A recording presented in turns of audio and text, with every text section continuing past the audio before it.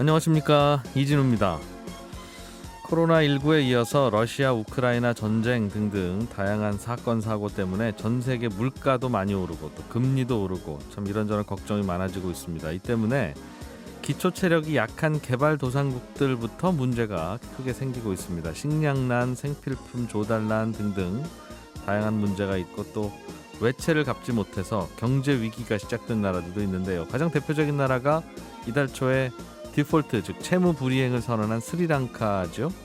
이 나라는 왜 이렇게 사태가 심각해졌나 들여다봤더니 중국에서 돈을 많이 빌려다 쓴 게 그 이유 중에 하나라고 합니다. 오늘 역시나 박정호 시간에는 스리랑카로 떠나서 이 나라는 또 어떤 고민과 문제를 안고 있는지 좀 들여다보겠습니다.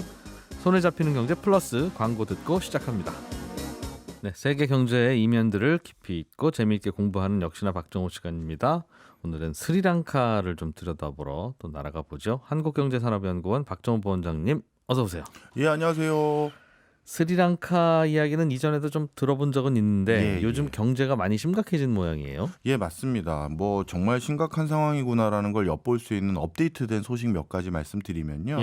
뭐 아마 지난 21일 날 64조 원의 외채에 대해서 디폴트를 선언했다는 건 아마 다 아실 겁니다. 뉴스를 들었어요. 네. 예, 그런데 이제 스리랑카 같은 경우도 사실 내부 인종이라든가 종교로 인해서 분쟁이 계속 있었어요.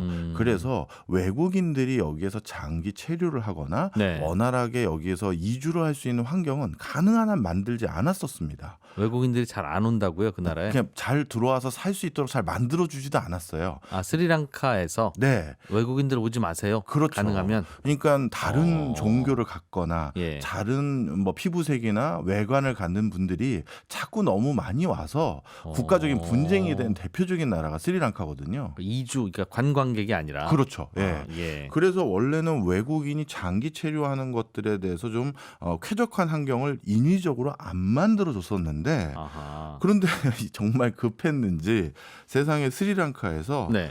그 스리랑카 국내 은행에 시중은행에 미화로 10만 불 예치를 하면 네. 10년 동안 장기 거주할 수 있게끔 해주고 비자를. 예, 일할 수도 있게끔 해주겠다. 그래서 골든 파라다이스 비자 제도를 만들었어요. 아. 이름도 골든 파라다이스 비자 제도고요. 그다음 또 한 가지는 만약에 스리랑카 국내에 있는 아파트를 최소 7만 5천 달러 이상 되는 아파트, 우리나라 돈은 한 1억 좀 안 되는 돈이거든요. 네. 예. 이 아파트를 구매할 경우 또 그 외국인에게는 5년 이상, 5년 정도까지는 여기서 살 수 있도록 해드리겠다. 네. 뭐 이런 걸로 오랫동안 유지해왔던 이런 정책 기조를 완전히 탈바꿈한 상태로 바뀐 겁니다. 외화가 부족한 모양이에요, 당장. 그렇습니다. 스리랑카 입장에서는. 예, 실제 스리랑카의 외화 부족으로 디폴트 상태가 선언되고 나서 스리랑카의 상황이 당분간 쉽지 않을 거다라고 전망할 수 있는 자료들이 많이 나왔는데요. 대표적으로 스탠다드 앤 푸어스에서 발표한 스리랑카의 국가 신용 등급은 SD라고요. 뭐 A도 아니고 B도 아니고 C도 아니고 이 SD는 뭐냐면 선택적 디폴트. 언제든지 또 디폴트가 본인들이 판단하에 이제 우리 돈 못 갚아요라고 언제 어떻게 될지 모르는 나라. 예, 이렇게 된다. 이렇게 보시면 되겠습니다. 그렇군요. 스리랑카가 그 인도 남쪽에 우리로 치면 제주도 같은 느낌으로 이렇게 딱 섬 하나 있는 그 나라죠? 네, 맞습니다. 사실 우리나라에서는 스리랑카를 잘 직접적으로는 체험하신 분들이 많지 않습니다만 예. 산업 현장에 계신 분들은 스리랑카의 도움을 너무 많이 받고 있어요. 오, 네. 왜요? 어떻게? 좀 설명을 드릴까요? 대표적으로 우리나라에서 지금 제조 수출 기지로 모색할 때 네. 베트남 그리고 뭐 인도네시아 그리고 또 한 곳의 유력 후보지 중에 하나가 스리랑카예요, 사실. 아, 중국에서 만들던 거 이제 좀 어려워지고 나면 다음에 어디로 갈 거냐 할 때. 네. 자, 그 이유가 몇 가지가 있습니다. 첫 번째는 스리랑카의 의외로 제조 현장에서 숙련공이라고 할 수 있는 분들은 한국어를 구사할 줄 아는 사람이 많으세요. 스리랑카 현지에 예. 직원 모집해보면 한국말 할 줄 아는 분들이 많다? 예, 꽤 할 수 있는 분들이 많아요. 우리나라에서 일하고 가신 분들인가 봐요. 우리나라에서 일하셨다가 예. 코로나19 때문에 비자 또 못 받아서 돌아가신 분들, 그리고 몇 번 일하고 왔다가 또 가 계신 분들, 이런 분들이 많다 보니까 의외로 한국어가 가능하신 분들이 많고요. 이미지는 좋은지 모르겠네요. 제가 그것까지는 장담을 못 하겠습니다. 네, 사장님 나빠요도 있고. 자, 그래서 좋은 기억도 그렇게 있고. 한국어도 잘하고요. 네. 그다음에 스리랑카 바로 옆에 있는 인도는 그래도 공용어 중에 하나가 영어잖아요. 네. 그러다 보니까 인도에 대한 의존도가 없는 나라는 아니기 때문에 영어를 구사할 수 있는 국민의 숫자가 상당히 또 있어요. 아, 말 통한다 우리 입장에서 그렇죠. 보면. 바로 해외 어디 제조 공장을 우리가 결정함에 있어서는 네. 이렇게 언어적인 제약이 제일 높은 것인데 그런 차원에서 스리랑카는 괜찮은데 소리가 많이 나오는 곳이죠. 그렇군요. 그다음 두 번째는 우리나라에선 확실히 제조 경쟁력이 사라지는 파트가 스리랑카의 가장 주력 제조 산업이기 때문인데요. 바로 의료 부분입니다. 옷 만드는 거 우리도 네. 참 많이 했는데. 예, 예전에는 전봇대, 요즘 MZ세대는 전봇대 잘 뭔지 모르더라고요. 예. 전봇대요? 예. 전봇대를 모르는 분들도 있다고요? 아니, 뭔지는 아는데 예. 우리 동네는 없다라 이거죠. 아, 그렇죠. 되게 실물을 못 보는 되게 거죠. 지중화해서 요즘 새로 짓는 도시나 뭐 타운에는 없으니까요. 지하로 다 예. 넣어버리니까. 그래, 영화에서 봤다 이건데 예. 예전에 저도 어렸을 때 동네 지나가나 그러면 뭐 그런 표현 방송이지만 그냥 표현이 나와 있는 거니까 예. 미싱 시다 구함 뭐 이런 거 많았었잖아요. 네, 그렇죠. 이제 그런 거 거의 없어졌지 않습니까? 그렇죠. 그런 것들이 다 지금 어디로 가 있느냐? 그중 하나가 바로 스리랑카입니다. 스리랑카는요 전체 수출의 의류 부분이 40%를 차지해요. 아하. 많은 분들 뭐 스리랑카 그러면 실론티 이렇게 얘기들 하시는데 네. 그 언제적 얘기인지 모르겠고요. 전체 수출에서 40%는 의류 부분이고 그 다음에 국가 제조 고용에서 33%가 또 의류 부분이에요. 옷을 만들어서 싸게 만들어서 잘 파는 나라. 맞습니다. 특히 의류를 만들 때 필요한 대표적인 면화가 바로 옆에 인도가 또 세계적인 산지고 예. 그다음에 중앙아시아에서도 대표적으로 모카를 통해서 의류 원단을 만들 수 있는 원산지들이 많거든요. 예. 그거를 바로 근처에 있는 스리랑카까지 가져옵니다. 그렇군요. 근데 스리랑카의 또 장점은 뭐냐 하면 인도양과 태평양으로 가기에 제일 좋은 위치에 있잖아요. 그렇죠. 그러니까 섬나라니까. 예, 맞습니다. 그리고 그 위치도 양쪽으로 뻗어나기가 제일 좋고요. 그러다 보니까 여기에서 만들어서 전 세계 수출할 때도 물류 비용마저도 되게 저렴하게 들기 때문에 네. 이 부분에 대해서 전략적으로 스리랑카를 생산 거점으로 삼고 있는 다국적 브랜드들이 많고요. 대표적으로 저도 가본 지 이제 꽤 오래된 나라가 스리랑카인데 나이키, 타미 힐피거, 리바이스, 랄프로렌, 휴고보스, 뭐 빅토리아 시크릿, 네. 유니클로 다 여기 있어요. 공장이. 공장이. 아. 네. 여기서 만들어서 뭐 중동이랑 인도 저 아세안 이런 데는 다 수출한다라고 보시면 돼요. 아, 진짜 우리가 정말 한 40년 전에 했던 거 네. 그거 다 여기서 하고 있군요. 맞습니다. 자, 그러고 이 의류 부분에 대해서 지속적으로 본인들이 뭐라고 할까요? 생산 거점 기지로서의 역할을 하기 위해서 다양한 추가적인 어떤 환경들을 만들고 있었었는데요. 예. 그 중에 대표적으로 의류 부분과 관련돼서는 관세 100% 면제, 그다음에 수출을 위한 원단 수입 과정에서는 항만세와 특별세를 100% 면제. 바로 이렇게 세제 혜택까지 부여하기 시작하면서 의류 부분은 진짜 스리랑카가 지금 대표적인 제조 거점 기지가 됐다. 의류 제조업하려면 스리랑카로 오세요가 네. 잘 되어 있다. 네. 그러니까 이분들도 이러려면 매일 아침 일찍 출근해서 늦게까지 야근하는 게 몸에 배어 있는 문화가 있어야 되잖아요. 스리랑카는요. 예. 상대적으로 그 국민성도 되게 좋은 편이에요. 우리랑 비슷해요. 그러니까 부지런하고. 이거는 뭐 제 네. 사견입니다. 또 동의 안 하셔도 되는데요. 예. 불교권 국가들 같은 경우는 어떤 규율을 지킨다라고 해야 될까요? 네. 뭐 그런 것들에 대해서 몸에 좀 배어 있는 게 꽤 있어요. 그래서 미얀마, 예. 뭐 베트남, 그리고 스리랑카, 그다음에 중국은 유교이기도 하지만 불교적인 성격도 많이 있으니까요. 네. 그런 국가들 같은 경우들이 사실 국민성이 되게 좀 표현이 그렇습니다만 반듯하거든요. 룰을 잘 지키는 거예요. 그러니까 절에서도 새벽에 그런 연불 거죠. 드리고 예. 4시인가 뭐는 하지 마, 뭐는 해 이런 거에 대해서 이걸 따를 수 있는 그런 게 몸에 밴 거죠. 그러다 보니까 현지에서 일하시는 분들도 상대적으로 만족감이 높으시더라고요. 네. 자, 그다음에 또 한 가지 특이한 점이 있었어요.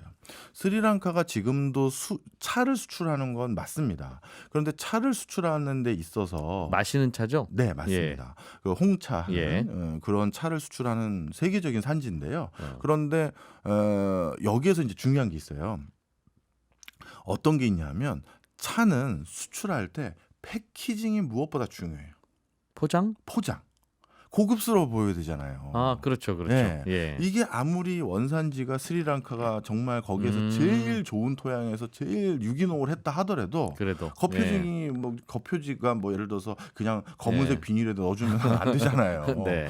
그러다 보니까 다양한 패키징이 무엇보다 차 산업의 부가가치를 만들 수가 있는데 정말 안타깝게도 스리랑카에서는 고급 포장재라든가 네. 고급 어떻게 보면 패키징을 할 수 있는 제조 설비가 전혀 없어요. 네. 그러다 보니까 지금 전 세계에서 1차 산업으로 농산물을 생산하는 사람들 말고 2차 산업으로 이걸 가공하는 세계적인 뭐 패키징 회사라고 부르겠습니다. 예. 이런 회사들이 스리랑카에 진출을 정말 많이 하고 있는 상태고요. 특히 이렇게 차에 대해서 남다른 패키징 기술이 요구되는 이유가 좀 있습니다. 예. 국가마다 조금씩 차이가 있긴 합니다만 차 같은 경우는 예를 들어서 플라스틱이나 폴리에틸렌으로 포장되어 있는 걸 아예 수입을 원천적으로 막고 있는 나라들도 많고요. 왜냐하면 친환경 소재가 아니라는 것이죠. 예. 그다음에 국가에 따라서는 생분해 포장지만 차로 포장을 했었을 때 수입을 하는 국가들이 이제 점점 늘어나고 있어요. 그다음에 국가에 따라서는 ISO 인증을 통해서 이게 좋은 환경 속에서 만든 포장재입니다라는 그 인증까지 받아야지만 그걸 수입해주는 나라들이 점점 늘어나고 있거든요. 예. 근데 이 티문화, 차문화라는 건 상대적으로 선진국에서 좀 더 고급 차에 대한 수요가 많은 상황이고 대표적인 고급 차의 원산지인 스리랑카가 그런 국가로 수출되기 위해서는 이 포장 규격을 맞춰야 되는데 네. 스리랑카 내부의 열악한 제조 환경에서 못 맞추다 보니 해외 이 패키징 관련한 회사들이 현재 진출해서 차 포장해주고 하는 역할로 또 돈을 벌고 있는 그런 상황입니다. 그렇군요.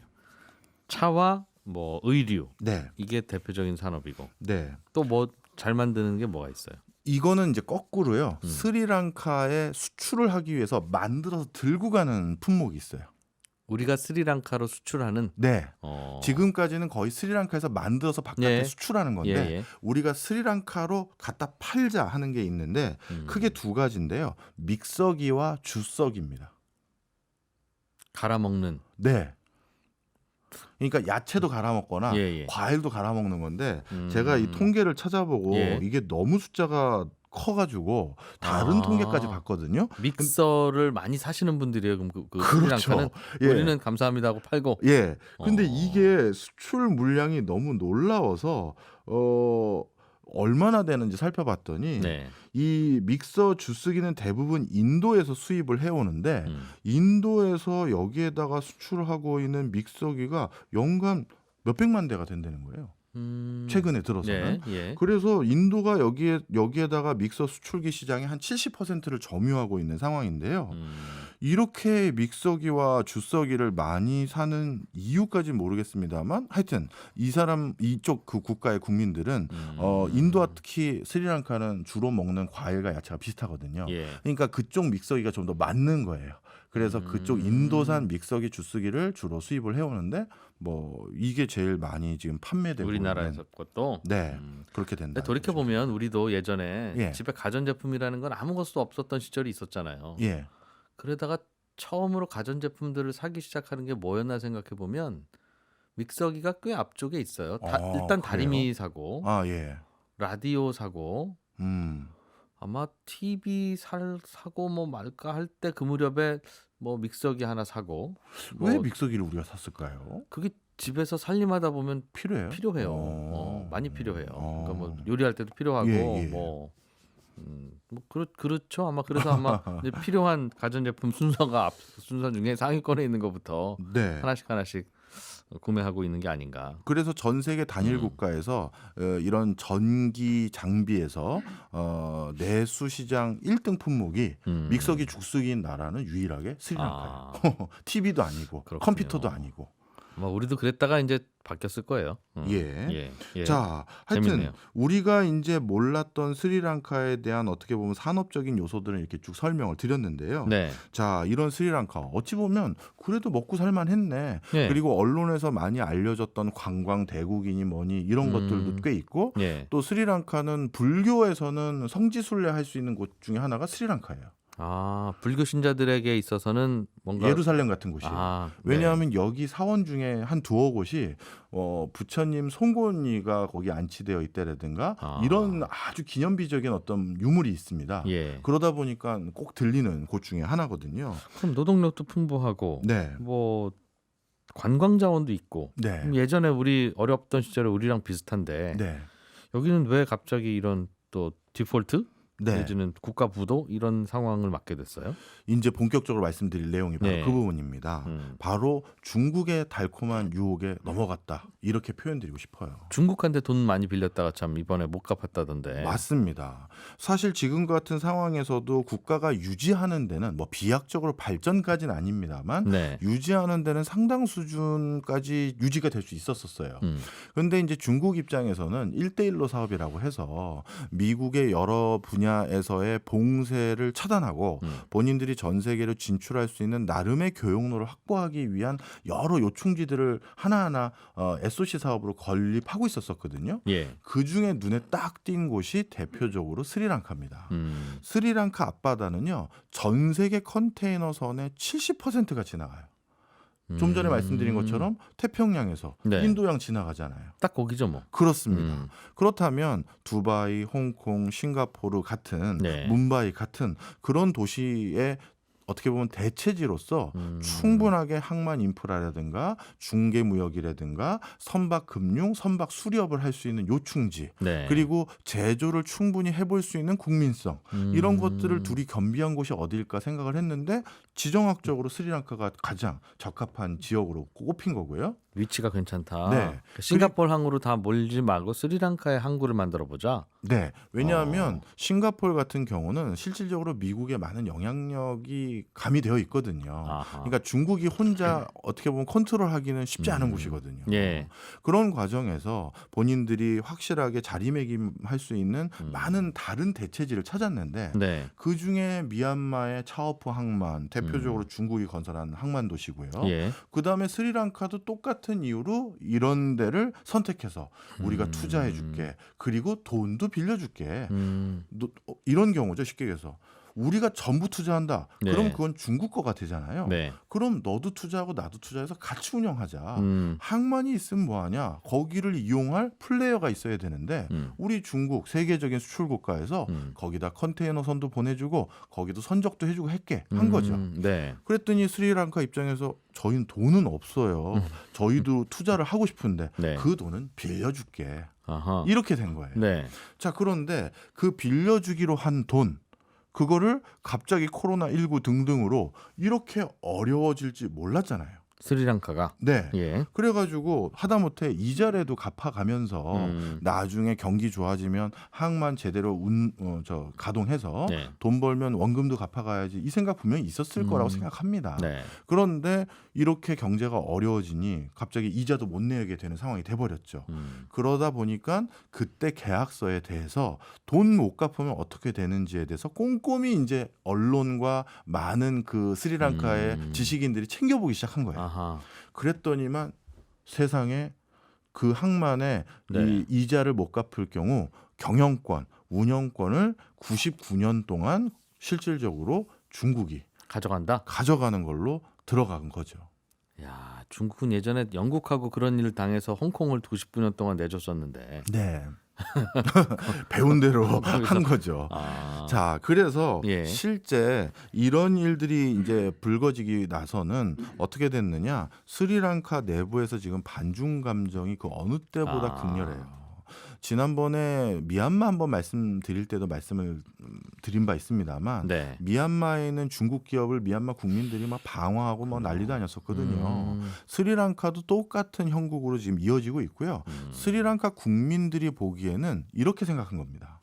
우리에게 안 맞는 옷을 일부러 달콤한 유혹으로 강요했고 돈이 못 갚을 수준이라는 것도 알면서 알았다 이렇게 본 거죠.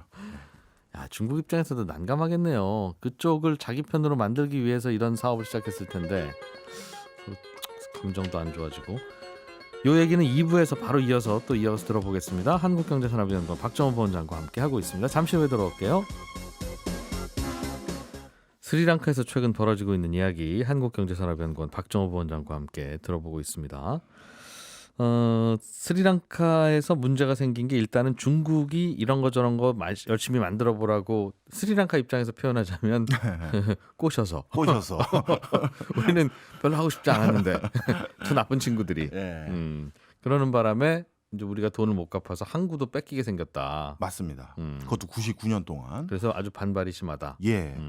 좀 이거를 조금 네거티브하게 본 분들의 시각을 전원해 드리면 1대1로 사업을 구축하는 데 있어서 중국이 가장 거점 지역으로 선정한 국가들과 스리랑카의 정치 구조가 완벽하게 똑같아요. 그게 무슨 말이에요? 쉽게 말씀드리면 비즈니스를 이역 만리해서 할 때는요. 뭐가 제일 좋으냐면 원스톱 서비스. 즉 무슨 얘기냐? 한 사람하고 얘기하면 다 끝나는 거. 그게 최고예요. 그러니까 내가 스리랑카에 회사 하나 사려고 싶으면 네. 스리랑카의 담당자 누군지 모르지만 그 친구하고 인사하고 네. 그 친구하고만 계속 얘기하면 되는 걸로. 네. 그러면 진짜 끝났는데 걔랑 얘기했더니 또 뒤에 또 누가 나오고 다른 부처하고 환경 규제는 또 협의해야 되고 또 전력은 또 어디서 얘기해야 되고 그러면 이게 통역 여러 가지 절차도 있고 그냥 결국 안 가는 게 좋아요. 네. 네. 예. 그런데 이런 원스톱 서비스가 만약에 그 나라의 정부 수장이라면 최고인 거죠. 그렇겠죠. 예. 말단 관료가 아니라 대통령이 나랑 얘기하면 다 돼. 이렇게 하면 네. 그럼 그거는 만사천리잖아요. 근데 저희가 예를 들면 스리랑카에 가서 네. 경제 프로그램 방송국 하나 차리려고 한다. 네. 근데 스리랑카 대통령이 어서 오세요 하고 인사해 줍니까? 그걸 안 하죠. 예. 그러니까 우리 같은 스몰 비즈니스 하는 쪽에서는 그런 그 높은 분을 바로 만날 수는 없지만 네. 항만이나 철도나 고속도로나 이런 거는 충분히 가능하죠. 예. 자, 그런데 선진국에서는 그런 기관 시설도 어떻게 됩니까? 지자체마다 협의 다 해야 되고 네. 환경 규제 그리고 건축은 민간이 심의하거든요. 다 통과해야 돼요. 그렇죠. 그러니 이게 뭐 언제 끝날지도 모르는 거예요. 그런데 스리랑카를 딱 봤더니 대통령이 무소불위의 권력을 가지고 있고 대통령 일가가 모든 걸 다 장악하고 있네. 아, 스리랑카 그래요? 예. 뭐 좀 이따 말씀드리겠습니다. 우리도 한때 그런 적이 있었는데. 그렇죠. 예. 그러면 저 사람들하고만 소통하고 중국 입장에서는 흔히 말해서 관시를 만들면 그럼 가장 손쉽게 하겠구나. 네. 그리고 그분들 입장에서도 사실 이런 가난한 나라들은 월드뱅크, 뭐 IMF, ADB, 아시아개발은행 이런 데서 가끔 돈을 빌려줘야 그걸 가지고 뭔가 국가 기관 산업들을 유치하고 뭔가 발전을 도모할 수가 있는데 네. 최근 이런 저개발 국가들에게요. 돈 꽤나 벌었던 국가들 아니면 전 세계 최고 국가들이 돈을 잘 안 빌려줘요. 이유가 돈을 빌려줄 이유가 점점 없어지고 있고 형편도 안 돼가기 시작한 거예요. 네. 유럽의 많은 국가들은 이제 초고령 사회를 앞두고 있어서 본인들도 재정 건전성에 대한 부담이 높아지고 있는 상태고요. 미국 입장에서도 만성적인 우리 흔히 말하는 무역수지 역조 이런 것들로 본인들도 쉽지 않은 상황인데 예전처럼 미국이나 이런 나라가 우리 한국 도와줬던 것처럼 과감한 파격적인 지원해준다 그런 건 이제 좀처럼 없는 거예요. 예. 그런 입장에서 본인들도 만성적인 저개발 상황에서 벗어나기 위한 자금이 필요한데 중국에서 목돈을 들고 찾아오는 거죠. 그리고 뭐 증거는 없습니다만 많은 경우 백마진을 또 보장해줘요. 그 무슨 말이에요? 예를 들어서 그 국가에 얼마를 투자해 주는데 네. 그런 관처리를 해주는 대가로 그 나라의 정부 관료 또는 정부 수장에게 커미션을 주는 거죠. 정치 자금으로 쓰세요. 그렇죠. 아. 그래서 스리랑카도 18년간 독재를 하고 있는 집안이 있는데요. 라자팍스라고. 예. 그분들의 실제 재산이 뭐 3조가 넘는 데나 5조가 넘는 데나 이것도 뭐 대충 추정치가 네. 그런 상황이에요. 아. 그러면 이분들이 그 큰 돈을 어디서 장만했겠어요? 다 이제 외국 기업 내지는 중국 정부가 찔러준 뒷돈일 가능성이 높다. 그렇죠. 그런 과정에서 공사를 하거나 그럴 때 본인들이 당연히 어느 정도 또 이익을 실현할 수가 있는 거죠. 여기도 대통령 한 명이 지금 18년째 하고 있어요? 더 정확히 말씀드리면 네 형제가 다 장악하고 있고요. 네. 그 네 형제 아들들이 또 그 밑을 다 장악하고 있어요. 그게 언제 한번 얘기 들었는데 거기는 뭐 기재부 장관이 첫째 형, 뭐 무슨 건설부 장관은 둘째 형 이렇다던데요. 네, 좀 설명을 드리겠습니다. 예. 라자팍스라는 집안이 지금 18년째 정권을 잡고 있는데 음. 아버님 때도 사실 되게 유명한 정치 집안이었어요. 예. 그런데 이 중에 이제 둘째가 가장 뭐랄까요, 핵심인데 10년 동안 본인이 대통령을 하고 지금은 총리를 하고 있습니다. 예, 그리고 셋째야, 네가 대통령 해. 그래서 셋째가 지금은 대통령을 하고 있고요. 큰 형님은 행정부 장관.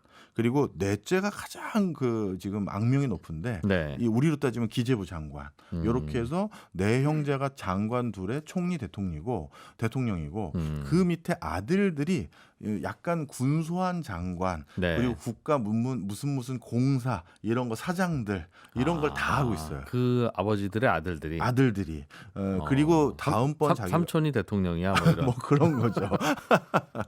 자, 그러다 보니까 정말 어떻게 보면 관철이하기 쉬운 동네죠. 그렇겠네요. 예, 이거 삼촌한테 얘기 좀 해줘. 그러면 또 해주고. 그렇죠. 딱 지금 중국이 전 세계를 돌아다니면서 이렇게 1대1로 사업을 한 국가들이 거의 90%가 다 이와 유사한 정치 구조를 가지고 있어요. 원래 또 그러니까 저개발 국가기도 하죠. 맞아요. 자, 그래서 이제 본격적으로 오늘 그 뭐 스리랑카 말씀을 드리면서 예. 제가 드리고 싶은 말씀은 코로나19 이후 이런 것들로 본 중국의 또 경제적 상황이에요. 좀 이게 설명을 중국이랑 무슨 관계가 또 있어요? 지금 제 소견으로는 코로나19가 지나고 나서 전 세계에서 반중 감정이 저개발 국가들 사이에서 꽤 높아질 것 같아요. 아, 스리랑카도 그랬죠, 지금. 지금 그렇고요. 우간다 같은 경우도 지금 똑같은 상황이거든요. 아프리카에서도 중국이 여러 가지 사업을 전개했었는데 우간다에서는 엔테베 공항이라는 걸 확장하기 위해서 또 중국에다가 돈을 빌렸어요. 예. 그런데 또 그걸 못 갚았죠. 그랬더니만 공항 또 압수해요? 비밀 계약서를 봤더니 아. 그 공항의 실질적인 경영권을 중국의 무슨 공항공사 같은 곳에서 네. 또 상당한 기간 동안 행사하는 걸로 또 들어가 있는 거예요. 땅을 중국으로 가져올 수는 없으니. 없으니. 아. 옛날에 영국이 뭐 홍콩을 떠가진 않았잖아요. 예. 그거랑 똑같은 거죠. 바로 그다음에 파키스탄도 마찬가지입니다. 항만과 철도 건설 등을 위해서 중국에게 50조 원을 빌렸거든요. 네. 지금 그걸 또 못 갚고 있어요. 그래서 이걸 갚으려고 IMF에다 돈을 빌리려고 했는데 IMF가 야, 지금 우리도 잔고가 걱정이야. 최근 아마 올 2022년 네. 중에 본인들이 보기에 스리랑카처럼 국가 디폴트를 선언할 것으로 전망되는 나라가 11개국까지 지금 확인이 됐대요. 아. 이 추계로 가면. 와. 근데 이건 계속 늘어나겠죠. 그러다 보니까 함부로 대출을 해주기도 좀 고민이 되는 거죠. IMF 입장에서는 원래 IMF가 사실상 뒤에 저 실세가 미국이잖아요. 예. 그러다 보니까 미국 입장에서는 우리가 이 나라 돈 빌려주면 이 돈 중국에다 갖다 갚을 건데 그냥 중국한테 돈 주는 거 아닌가 하는 생각을 하겠네요. 당연히 하고요. 그리고 만약에 이 돈을 못 갚아서 그동안 이면 계약서로 들어가 있던 내용들이 이제 수면 위로 올라오게 될 경우 미국은 우리 흔히 그런 얘기들 하잖아요. 속된 말로 손 안 대고 코 푼다. 드디어 반중 감정을 좀. 그렇죠. 전 세계적으로 반중 감정이 높아지는 거예요. 그럼 돈 더 안 빌려주려고 하겠네요. 반중 그렇겠죠. 감정 좀 더 높아지라고. 그럴 수도 있는 겁니다. 물론 국제적인 경제 불안전성이라는 또 다른 뭐 부작용도 있겠습니다만. 예. 자, 그러다 보니까 지금 어떤 상태냐? 전 세계에서 지금 중국의 1대1로 사업의 뒤에는 이런 게 있었구나라는 뭐 반중 감정이 높아지고 있고, 네. 만약에 이게 지금 코로나19의 터널을 완벽히 우리가 끝난 게 아니잖아요. 그런 상황에서 저개발 국가 한 뭐 진짜 몇 나라들이 더 이런 상황이 일어나고 나면 예. 진짜 이게 끝나고 나서 값싼 중국산이 대표적으로 시장을 장악하고 있었던 저개발 국가들, 네. 그들 국가들 사이에서 중국산에 대한 불매 운동 이런 거. 불매 운동이나 아니면 반감 이런 건 적어도 있다. 그러면 지금 중국 경제가 더더욱 어려운 상황에서 네. 다음에 수출해서 교두보를 찾기도 좀 쉽지 않지 않을까 이런 생각도 들더라고요. 중국은 왜 여기저기 이렇게 돈을 빌려주고 그랬을까요? 1대1로 사업이라고 표현을 하셨는데 중국이 생각하는 노림수는 뭐예요? 우간다에도 돈 빌려주고 공항 만들게 해주고 뭐 스리랑카에도 항만 만들게 해주고 돈 빌려주고 고리대금업 하려고 그랬던 거는 아닌 것 같고. 네, 맞습니다. 실질적으로 중국에서는 그 돈을 빌려주잖아요. 근데 그 돈을 빌려준 그들 국가들이 이렇게 대규모 토목공사를 할 수 있는 인프라나 자체적인 건설 여력이 없어요. 그럼 다시 그 돈이 어디로 오겠습니까? 아, 중국 건설업체가 가요? 가죠. 중국 건설업체가 다 들어가서 뭐 중장비 들고 가서 그 공사를 해주는 거예요. 그리고 인부들도 데리고 가고. 중국 인부들까지 가고요. 그러니 쉽게 얘기해서 돈 빌려주고 이자도 받고 그리고 돈 빌려서 네. 자기 공사하는 사람들이 생기니 네. 중국 경제는 활성화가 되는 거죠. 아. 그리고 최악의 경우 만약에 그거를 못 갚았다. 그러면 그거는 100년 정도 우리 거 아. 남는 장사 아닌가요? 그렇군요. 충분히 그럴 수 있네요. 중국 입장에서는. 네. 그 다음에 네. 더 중요한 게 있어요. 중국이 이렇게 1대1로 사업 과정에서 그 현지의 여러 공사를 하기 위해서 보낸 인부들이 있지 않겠습니까? 대표적으로 캄보디아 같은 경우는 한 가까워서 그런지 인부만 한 2만 명 내려갔다고 하더라고요. 중국에서 권고하는 바는 뭐냐 하면 그 인부들 돌아오지 마. 거기서 공사 끝나면 유지 보수를 하던 그 근처에서 다른 공사를 또 이제 2단계, 3단계 공사 있을 거 거기서 아니겠습니까? 사세요. 거기서 살면서 하라는 거예요. 아, 중국도 사람 너무 많아요? 그것도 있지만 그 사람들이 거길 갔었을 때 상당히 많은 뭐 우호 세력이라고 해야 될까요? 중국의 교두보 역할을 또 하잖아요. 그렇겠네요. 바로 그런 여러 가지 것들을 같이 고민하면서 이런 것들을 추진하기 때문에 하고 있다. 중국 입장에서는 정말 이 사업에 단순히 고리대금업으로만 바라보는 건 절대 아니죠. 일각에서는 중국이 외환 보유액을 많이 갖고 있는데 네, 미국 달러나 뭐 유로화로 갖고 있잖아요. 네, 근데 그 돈이 결국 미국 금융회사의 예금으로 되어 있고 채권으로 되어 있는데 이 휴지 조각 뭐 언제 뭐 어떻게 미국이 마음에 안 들면 그냥 아무것도 아닌 걸로 만들 수 있으니 외환 보유액을 그렇게 그쪽에다 몰아 놓지 말고 전 세계 저개발 국가에 이런저런 항만도 하고 이렇게 빌려주고 그러면 결국은 땅으로 남는 거니까 그렇게 하는 게 차라리 안전하고 낫지 않나 하는 생각도 한 것 같다고. 충분히 가능한 스토리죠. 어. 네, 저도 동의하고요. 특히 그 스리랑카가 네. 그 과정에서 무리한 차입을 하게 된 또 한 가지 배경은 또 좀 전에 말씀드렸던 그 둘째 대통령 한 10년 하다가 네. 잠시 총리하면서 쉬는 그분이 원래 대통령 하기 전에 예. 스리랑카의 건설교통부 장관이셨어요. 네. 그러니까 본인은 세상의 모든 걸 다 또 그러면 건설로 보게 되어 있거든요. 그렇죠. 가장 설득하기 쉬운 대상이죠. 음. 그걸 한 사람에게 항만 지어봅시다. 도로 깔아봅시다. 그리고 저도 이렇게 물리적으로 뭔가 올리는 이런 일들에 옛날에 이제 공공기관 다닐 때 참여를 해봤는데 네. 정말 가슴 뜨거워요. 아, 되고 나면. 네. 그리고 되면서 하나씩 올라갈 때마다 그 쾌감이 되게 묘하거든요. 그래서 준공 다 되고 나면 커다란 비석에다 자기 글씨를 이렇게 붓글씨 쓰고 그러는군요. 그런 건지도 모르겠습니다. 뭐 저는 그런 수준까지 우리나라에도 그런 아니어서. 분 있었어요. 그분도 자, 참 18년을 길게 아, 하셨었는데. 그분도 그랬군요. 생각해보니까. 공교롭게 18년이네요. 네. 자, 그래서 이런 것들이 어떻게 보면 스리랑카가 딱 맥을 같이 한 거죠.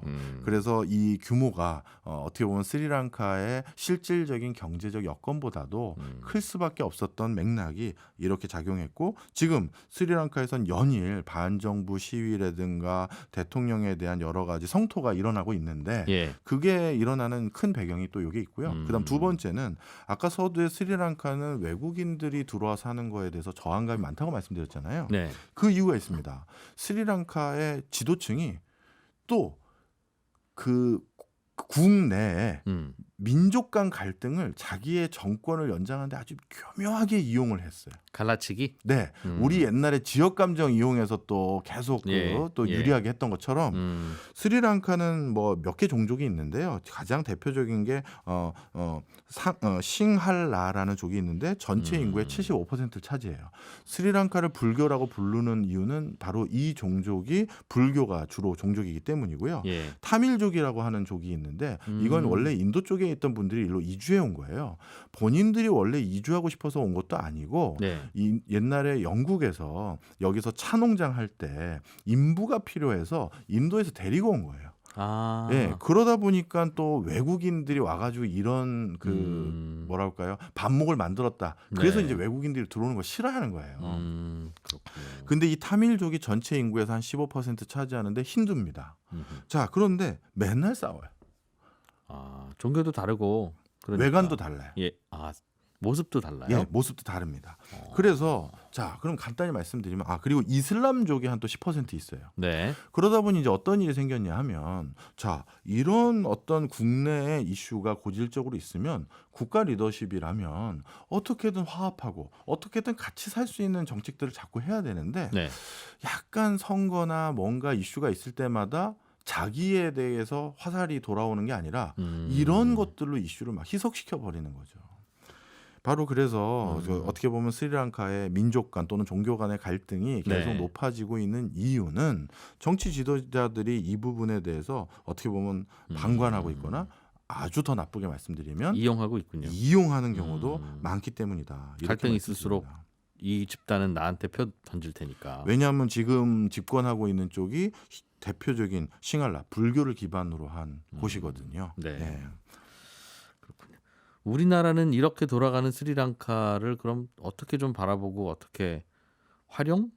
뭐 대응? 뭘 좀 하면 좋아요. 예, 사실 우리나라에서도 의류 부분이 지금은 대표적인 주력 업종은 아닙니다만 예. 예전에 의류를 기반으로 우리나라가 성장해 왔던 시기도 있기 때문에 업력이 굉장히 많은 회사들, 그러니까 견실한 경쟁력과 노하우를 가진 회사들이 꽤 있어요. 스리랑카에. 아니 우리나라에. 예. 그런데 그 우리나라 기업들이 지금은 제조를 딴 데서 해야 될 상황이잖아요. 인건비 때문에. 그렇습니다. 그동안은 중국도 갔고 중국 내에 있는 조교라고 해서 조선족 교포들을 대상으로 또 한번 해본 적도 있고 베트남도 가보고 인도네시아도 가봤어요.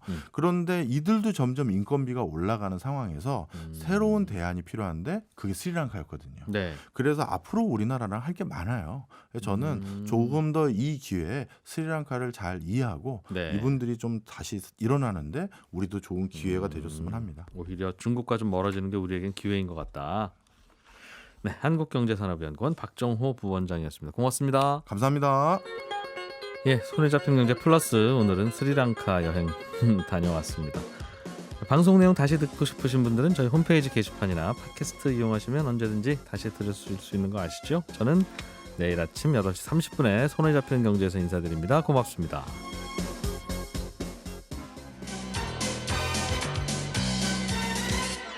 더 깊고 더 재미있는 경제 이야기. 이진우의 손에 잡히는 경제 플러스.